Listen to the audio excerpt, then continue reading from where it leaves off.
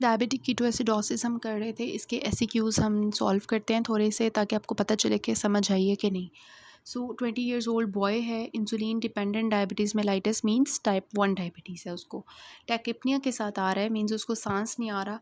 Drowsiness, abdominal pain and vomiting के साथ आ रहा है। चेस्ट इन्फेक्शन उसको रिसेंटली हुआ था, उसकी वजह से ये सब कुछ हो रहा है, मींस प्रेसिपिटेंट है ना। अब उसका जो ग्लूकोज लेवल है वो 540 है। तो मैंने आपको बताया था कि ये 800 और इसके 5 और 8 के दरमियान में होता है इसका ग्लूकोज लेवल। और पीएच देखें उसकी जो है वो थोड़ी सी एसिडिक हुई हुई है। ठीक है, तो अब जो है उसको कौन सी चीज़ है कि डायबिटिक कीटोएसिडोसिस से सफ़र कर रहा है वो। अब इसको मैनेज आप कैसे करोगे? तो सबसे पहले तो आप ये लिखोगे, एडमिट करोगे, आईवी लाइन पास करोगे, फॉलीज कैथेटराइजेशन करोगे, इनपुट आउटपुट चार्टिंग करोगे, strict vital monitoring, BRS level check करवाओगे। इसके अलावा जो है इंसुलिन डोज की एडजस्ट करोगे, एबीजीज करवाओगे 4 आवरली और यूरिन फॉर कीटोन्स करवाओगे 4 आवरली। ठीक हो गया। अब उसको कौन सी कॉम्प्लिकेशन, मतलब इसके बाद ना आप सारे उसके मैनेजमेंट के वो जो हमने देखे हैं ना स्टेप्स, कि हमने 0 to 60 मिनट्स में क्या करना है, और फिर 60 मिनट्स से जो है मतलब आगे फर्दर किस तरह से ओवरली करना है सब कुछ, उसकी आप एक फ़्लो चार्ट खुद भी एक दफ़ा लिख के बना लें, ताकि आपको पता हो कि मैनेजमेंट हमने किस तरह से करनी है। ठीक है, बिकॉज़ वो बहुत बड़ा टेबल है, उसमें से हर इन्फॉर्मेशन ही आप लिख सकते हैं। जो मेन पॉइंट्स हैं ना वो आप बना के लिखोगे, तो that will actually be easy one. ठीक है, और साथ में आपको पता होना चाहिए कौन सी तीन चीज़ें जो है वो आपने ज़रूर करनी है। But complications can arise if not properly taken care of. तो ये मैंने आपको कॉम्प्लिकेशंस बता दी हैं कि कौन कौन से आपको फेस करनी पड़ सकती हैं, वो आप जस्ट उनके नाम लिख लें। जो टेबल भी मैंने आपको दिखाया था, और उससे पहले मैंने आपको एक स्लाइड भी दिखाई थी। ठीक हो गया। इसमें सेरेब्रल एडिमा होता है, इसके अलावा जो है हाइपोग्लाइसीमिया, हाइपरग्लाइसीमिया, मेटाबॉलिक एसिडोसिस हो सकता है, शॉक की तरफ पेशेंट जा सकता है, इस तरह की चीज़ें। और जो पोटाशियम है, अगर उसकी प्रॉपर एडजस्टमेंट ना करी तो उसकी वजह से प्रॉब्लम आ सकती है। फिर आता है 17 ईयर्स ओल्ड बॉय है, टाइप 1 डायबिटीज़ का। उसको abdominal pain, vomiting, blooding of vision, drowsiness हो रही है। और वो कह रहा है कि जो है ना, लास्ट नाइट उसके भाई की शादी थी, जिसकी वजह से उसने अपनी इंसुलिन डोज मिस कर दिया, मींस प्रेसिपिटेंट आ गया ना आपके पास। अब रैंडम ब्लड शुगर लेवल उसका देखें 427 गया हुआ है, जो कि 200 तक जो है डायबिटिक होता है पेशेंट, 200 से ज़्यादा। तो अब उसका जो है डायग्नोसिस वो क्या होगा, डायबिटिक कीटोएसिडोसिस हुई हुई है उसको, टाइप 1 डायबिटीज़ है ना, इस वजह से। What is estimated loss of fluid and electrolytes in this patient. तो ये जो मैंने आपको अभी टेबल दिखाया था ना डेविडसन का, जिसमें मैंने आपको बताया था कि 6 लीटर वाटर लॉस होता है, 5 समथिंग जो है सोडियम होता है, फिर उसके बाद पोटेशियम कितना लॉस होता है, क्लोराइड कितना लॉस होता है, और उसको हमने किस तरह से मतलब मेंटेन करना होता है 3 लीटर करके, वो वाला टेबल इसमें ड्रॉ करना है आपने। फिर आते हैं 18 ईयर्स ओल्ड डायबिटिक मेल है, इमरजेंसी में आया, पोलीयूरिया पोलीडिप्सिया हो रहा था कुछ दिनों से उसको, नॉज़े वॉमिटिंग के साथ आ रहा है, ड्राउजी हुआ है, और डिहाइड्रेटेड है, रैपिड एंड शैलो ब्रीदिंग है। ये सब कुछ आपको क्या बता रहा है कि उसको डायबिटिक कीटोएसिडोसिस है। How will you manage him, again वही वाला टेबल आप बना दोगे। फिर आता है 18 years old student is admitted in the emergency room. उसी तरह एब्डोमिनल पेन उसको है, वॉमिटिंग है, डिहाइड्रेशन हुई हुई है, और ब्लड शुगर लेवल उसका 500 गया हुआ है। अब इसके क्वेश्चंस क्या पूछे हैं। What is the diagnosis? Again, the diabetic ketoacidosis. Treatment steps जो आप इनिशिएटिंग लोगे फर्स्ट फ्यू आवर्स में, मीन्स कि पहले जो कुछ घंटे के अंदर आप क्या क्या मेंटेन करोगे, उसमें ये बेसिक चीज़ें मैंने लिख दी हैं। आईवी लाइन पास करोगे, इनपुट आउटपुट चार्टिंग करोगे, फ्लूइड रिप्लेस करोगे, इंसुलिन डोज को एडजस्ट करके वेट के अकॉर्डिंग दोगे, इलेक्ट्रोलाइट में मॉनिटरिंग करोगे, एबीजीज करवाओगे, एंड यूरिन जो है उसकी जो है वो चेक करवाते रहोगे। और साथ में मतलब सब कुछ आपने जो है वो लिखना है कि किस तरह से हम उसकी एडजस्ट करेंगे सब कुछ। विच treatment would you advise him on discharge and for how long. अब ये बेसिकली आ जाता है कि आपने उसको क्या एडवाइस करके भेजनी है। तो इसका जो आंसर है ना, वो आप थोड़ा सा टेक्निकल है, तो वो आपने किस तरह से देना है मैं बता देती हूँ। सबसे पहले कि take your insulin and other diabetic medications on time पे लेनी है, राइट डोज पे लेनी है। अगर आपको if an infection caused your DKA, तो फिर आपको एंटीबायोटिक्स देंगे हम। ठीक है, do not stop taking them just because you feel better. मतलब ये सब कुछ उसको सिखाना है कि किस तरह से एंटीबायोटिक्स अगर आपने लेनी है, क्योंकि वो आपका प्रेसिपिटेटिंग फैक्टर है। अगर आप वो नहीं लोगे तो इन्फेक्शन की वजह से वो फर्दर हो सकता है। अपना ब्लड शुगर आपने जो है वो बिफ़ोर मील्स भी चेक करना है, बेड टाइम के वक्त भी जो है वो चेक करना है, क्योंकि सुबह के टाइम आपको एकदम से प्रॉब्लम आ सकती है। उसके बाद जो है वो आपने सिम्टम्स को जो है वो रखना है माइंड में, और इसके अलावा जो है मतलब चेक करते रहना है सब कुछ, ठीक है। उसके बाद आ जाता है कि वियर और carry medical identification at all times. उसके बाद आ जाता है टॉक टू योर डॉक्टर जब आपको when you can start to exercise again. उसके बाद eat regular meals and date spread your calories and carbohydrates throughout the day. मतलब regular meals लेनी है, this will keep your blood sugar steady.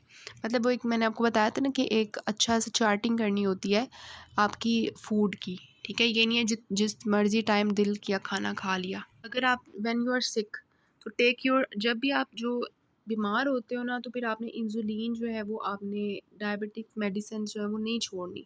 This is important even if you are vomiting and having trouble eating और drinking, फिर भी आपने लेनी है। Your blood sugar may go up because you are sick, ठीक है, और स्ट्रेस स्टेट में वैसे ही वो ज़्यादा हो जाता है। If you are eating less than normal, you may need to change your dose of insulin. Talk with your doctor about a plan when you are well. Then you will know what to do when you are sick. Drink extra fluids to prevent dehydration. पानी शानी P के रखना है। These include water P सकते हो, sugar free drinks ले सकते हो। If you don't drink enough, the insulin from your shot may not get up into the blood. इस वजह से पानी सही पीना है।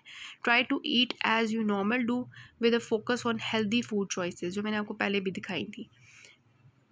Check your blood sugar at least every 3 to 4 hours. और ये है कि टेम्परेचर को चेक करते रहना है, फ़ीवर नहीं होने देना, उससे पता चलेगा कोई इन्फेक्शन नहीं है, उसको आपने इन मतलब रखना है। और अगर आपका ब्लड शुगर लेवल ज़्यादा होता है तो आपने कीटोन लेवल्स चेक करवाने हैं, और अगर आपको ज़्यादा मिल रहे हैं तो जल्दी से आपने डॉक्टर के पास आना है। सिंपली ये है कि सही तरह अपनी मेडिसिन लेनी है, उनमें कोई गैप नहीं रखना, अपना ब्लड ग्लूकोज लेवल मोनीटर करते रहना है। कीटोन लेवल आपको अगर ज़्यादा मिलता है ब्लड ग्लूकोज तो उसको मोनीटर करते रहना है। इसके अलावा आपने जो है वो रेगुलर मील्स लेने हैं। इसके अलावा आपने जो है वो अगर आपको सिक फ़ील हो रहा है, आपको फ़ीवर फ़ील हो रहा है, तो आपने जल्दी से डॉक्टर को बताना है। और इसके अलावा किस तरह से ब्लड शुगर लेवल को चेक करना है, हेल्दी फूड चॉइसेस रखनी है, पानी शानी सही पीना है, ठीक है, ये सब कुछ हमने करना है।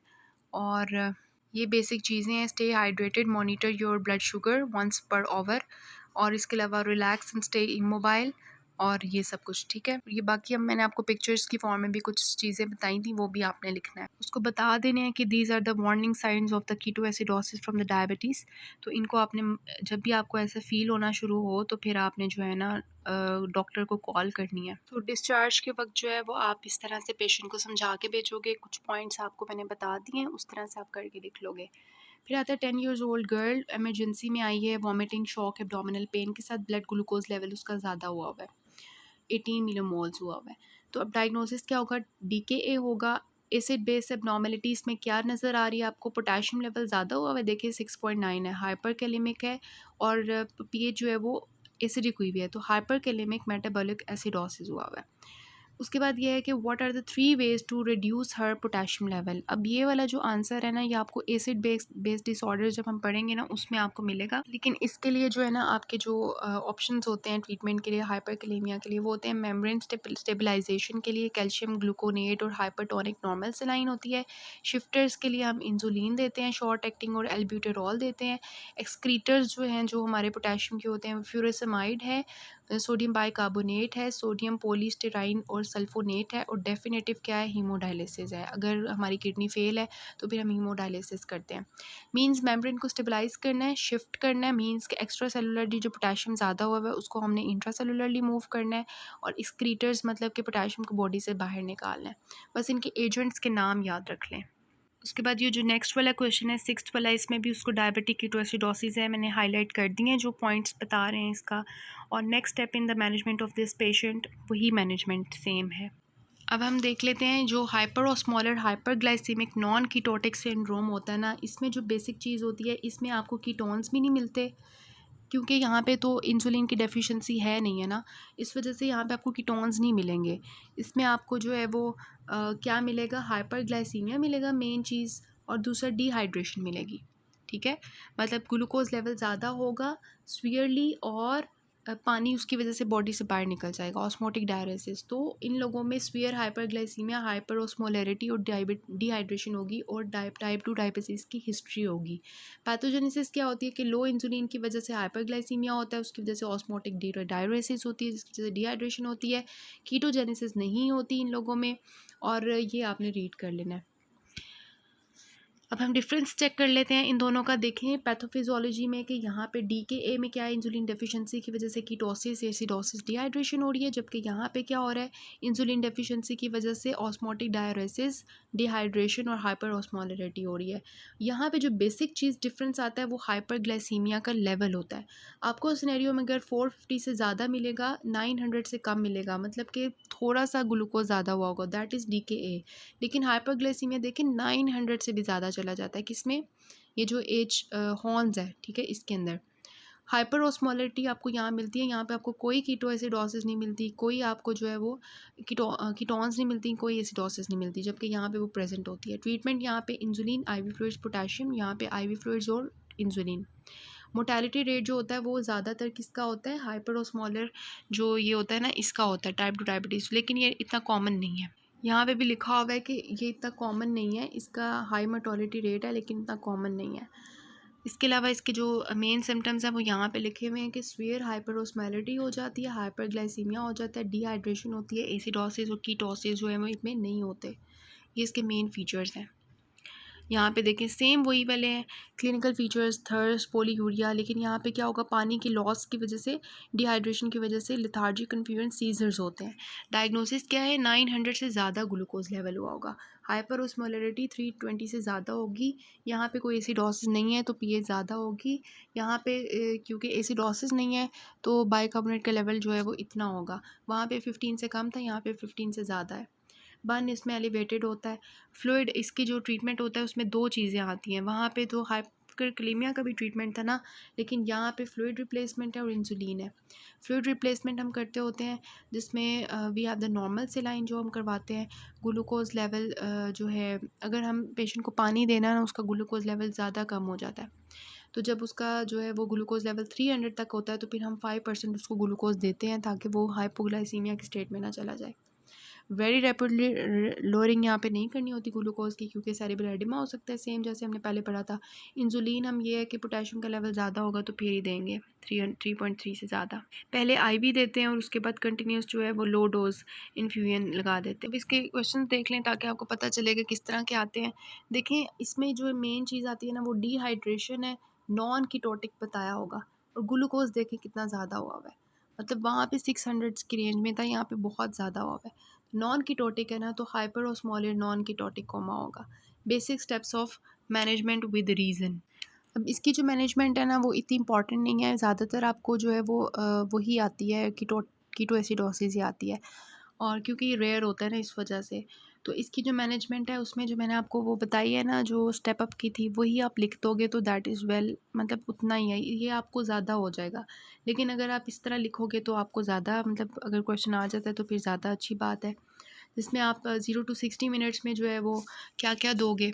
इसमें वही चीज़ें हैं, देखें हमने फ्लूइड थेरेपी करनी है ना, सोडियम क्लोराइड 0.9% देंगे, इंसुलिन इन्फ्यूजन लगा देंगे, उसके बाद इनिशियल इन्वेस्टिगेशंस के बाद क्लिनिकल असेसमेंट करेंगे, फूड रिस्क स्कोर करेंगे, ओवरली ग्लूकोज चेक करेंगे, उसके बाद यूरिनरी कैथेटर है वही, और उसके बाद हमने थ्रोम्बोसिस के रिस्क को रोकने के लिए जो है लो मॉलिक्यूलर वेट हेपरिन्स देनी है, और इसके बाद एंटीबायोटिक थेरेपी है।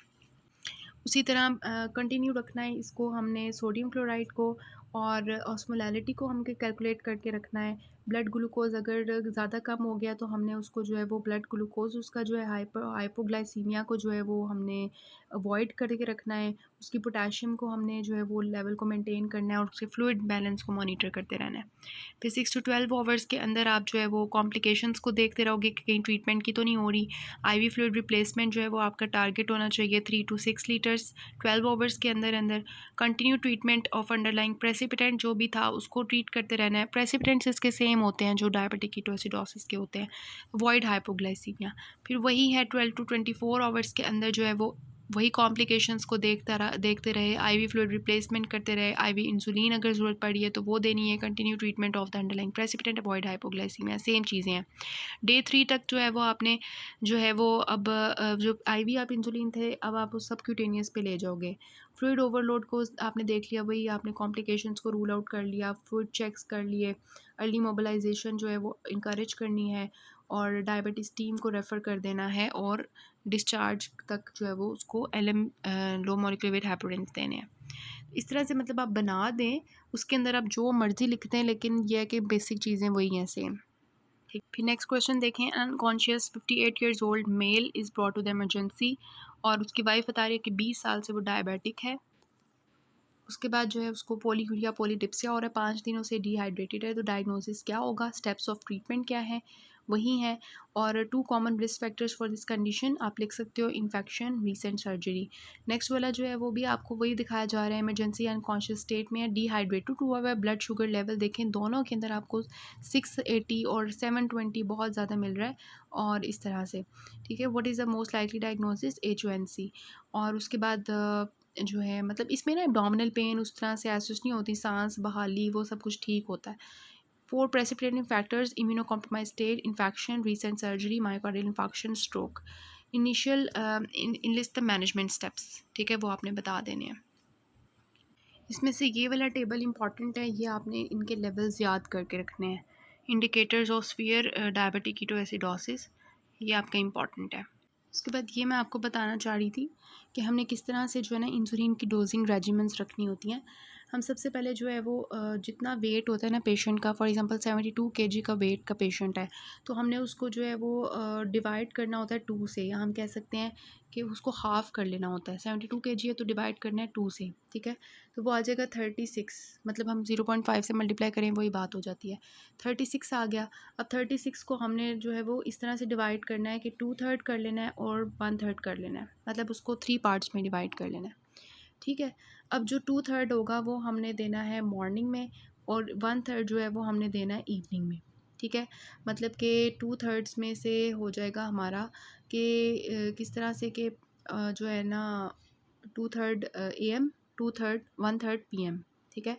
2/3 किस तरह से AM में देना है कि उसको ना आपने इस तरह से डिवाइड करना है कि उसको फर्दर 2/3 और 1/3 कर लिया, मतलब वो 24 हुआ था ना, 24 और 12।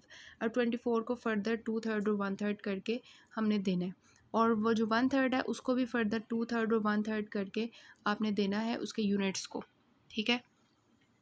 मतलब जो उसका वेट है उसको 2 पे डिवाइड करके उसको आपने कर लेना 2/3 1/3, 2/3 मॉर्निंग 1/3 इवनिंग और फिर उसको फर्दर 2/3 1/3 करके देने, कि जिसमें जो है ना 2/3 आपने NPH के दिए और 1/3 रेगुलर का, इसी तरह 2/3 NPH और 1/3 रेगुलर। अब आपके जो है वो डायबिटीज़ का पोर्शन कंप्लीट हो गया और SCQs भी हमने डिस्कस कर लिए हैं। मैं आपको कुछ ऐसी मतलब स्लाइड्स दिखाऊंगी, वो आप देख लें जस्ट फॉर द इंफॉर्मेशन। मैं आपको दिखाती जाऊंगी तो आप जो है उसको रीड करते जाएँ एक दफ़ा, ठीक है। दिस वन डायबिटिक कीटोएसिडोसिस का पेशेंट है और ये हाइपोग्लाइसीमिया है। आपने क्या स्टॉप करना है वो लिखा हुआ है, क्या लुक करना है, क्या लर्न करना है उससे। ये DKA का है, ठीक है। उसके बाद ये mind the gap, treatment,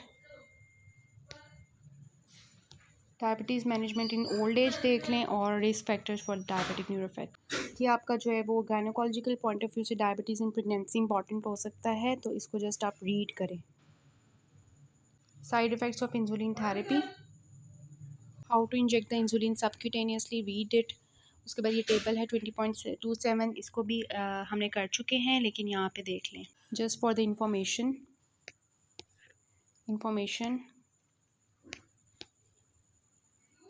Dietary management of diabetic patients, just for the information. How to review a patient in the diabetes clinic. Avoidance and treatment of hypoglycemia during travel. Emergency treatment of hypoglycemia, just read it, important नहीं है। Hypoglycemia and diabetes, common causes and risk factors. Just read it. Most common symptoms of hypoglycemia, just read it. Diagnosis of diabetes in the old age, read it. ये इन्होंने दिखाया है कि insulin के साथ जो है वो एक्चुअली प्रो इंसुलिन होती है, वो इंसुलिन और सी पेप्टाइड रिलीज़ होते हैं. ये आपका जो है वो just clinical point of view से इंपॉर्टेंट चीज़ें हैं कि आप डायबिटीज़ के पेशेंट्स में क्या क्या देखते हो. ठीक है, फीट पे क्या देखते हो, हैंड्स वगैरह पे क्या देखते हो, जीपीई में हेल्प करेगा, एग्जामिनेशन ऑफ हैंड्स और ये सब कुछ.